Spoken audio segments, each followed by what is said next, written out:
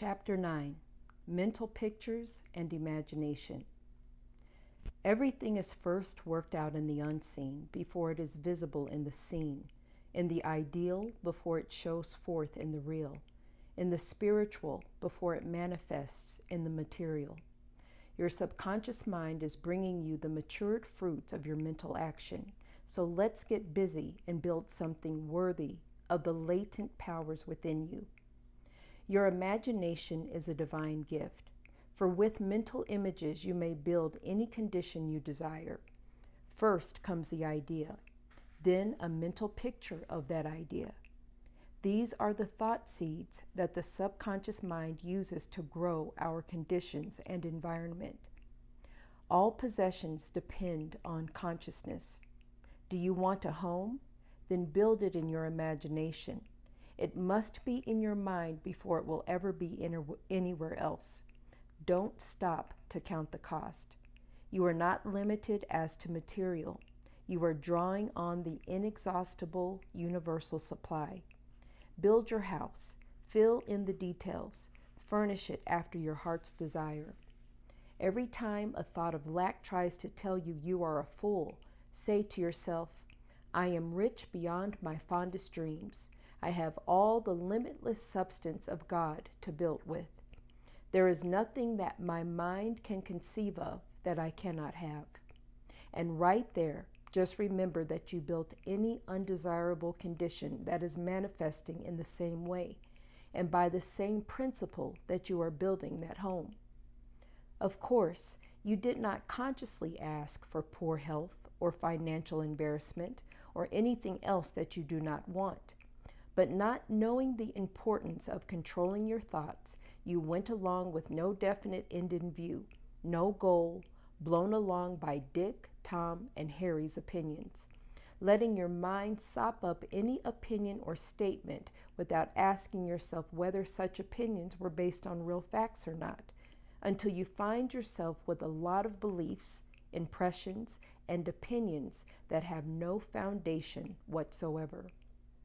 Now, if the law works to bring about undesirable conditions on the hit or miss plan that most people use, it will certainly work better to produce conditions that are systematically thought out and concentrated upon with a definite end in view.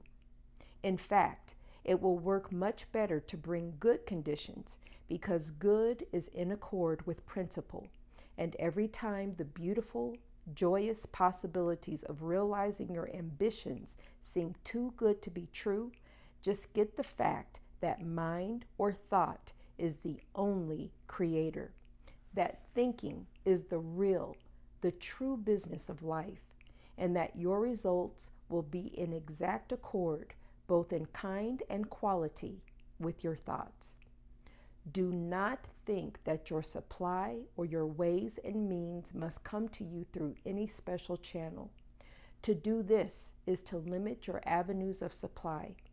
The universal mind can be depended upon to open the way before you to bring about your desire.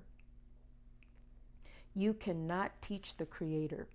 The power that thought the universe into expression does not need to be advised by you. Ask, and you shall receive. You must, however, supply the idea or mental picture, and you must make the image clear and hold it. Concentrate on it until it becomes the only real thing to you. Want it with all your mind and heart and strength. Expect what you want and nothing else. Give no thought to external conditions. Build your ideal in the world within, and the law of attraction will certainly and surely bring it to you. The law is that like attracts like. Whatever you hold in mind for any length of time must come into expression for you. No matter what it is you desire, health, business, a new job, automobile, home, or anything else, just make a clear mental picture of it and hold it in mind as your own. The way will be opened for you, and you will have the joy of knowing you can be what you will to be, and no restriction can be placed on you.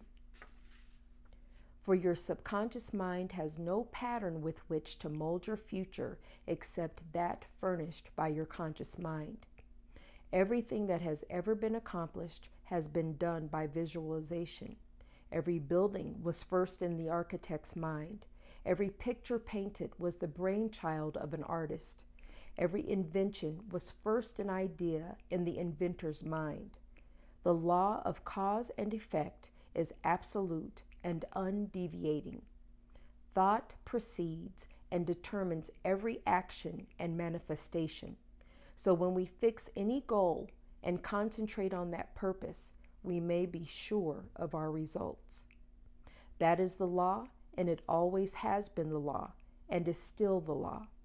Even if you should try to do something and seem to fail, try again and keep on trying.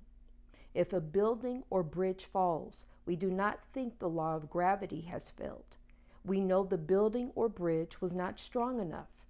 100 years ago, we had as much electricity as we have now, but it did not do us any good until someone found the law by which to make it serve us.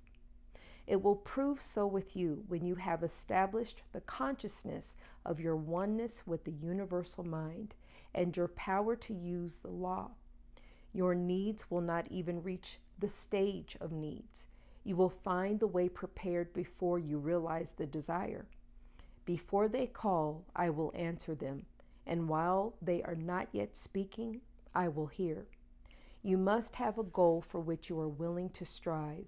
Some people do not succeed because they just dawdle along and watch the clock for quitting time. They reap what they sow, failure. Others work well, but have no goal and no faith in themselves.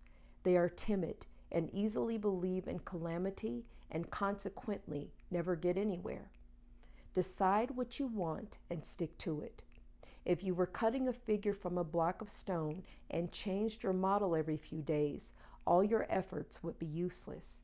You would cut your stone away and have nothing to show for your efforts. So it is with building our future. When you sow seed thoughts for some special purpose, hold it in mind until you have acquired your desire in objective form. You cannot fail if you want anything hard enough to make the proper mental effort to impress your desire on your subconscious mind. It has been commonly supposed that the dreamer is a failure, but he who builds his future in his imagination with faith and purpose never fails to realize his desire. Of course, merely wishing for anything or just to let your fancy run riot is wasted effort. Because when you wish, you do not believe you can obtain your wishes, and you are really saying to your inner power, I certainly would like to have so-and-so, but it is beyond my means. To use your mental powers in this way is to sow failure. Be positive. Do not say, I'd like to have, but it is mine. Whenever you claim anything by faith, never go behind that statement. Let every effort of yours be mentally listed as carrying you nearer to your goal. When Jesus said, as thy faith is, so be it unto you, he made a statement that is today considered a scientific fact. There are times when even the bravest want to give up, times when appearances indicate that everything is against us and it is no use to try. At such times, you should remember that it is always darkest just before the dawn, that a little more faith, a little more patience is all that we need to win. Remember, too, that all those who have reached their goal ahead of you felt tired sometimes and wanted to give up, but they did not.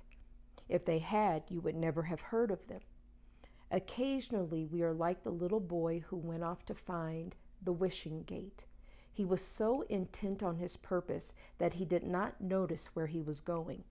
Presently he found that he was lost and very tired, so he sat down on an old stile to rest. The north wind came along and offered to take him home, and he abandoned his quest because he was tired and accepted the north wind's offer. As they traveled along, the north wind asked how he came to be lost. I was looking for the wishing gate, he replied.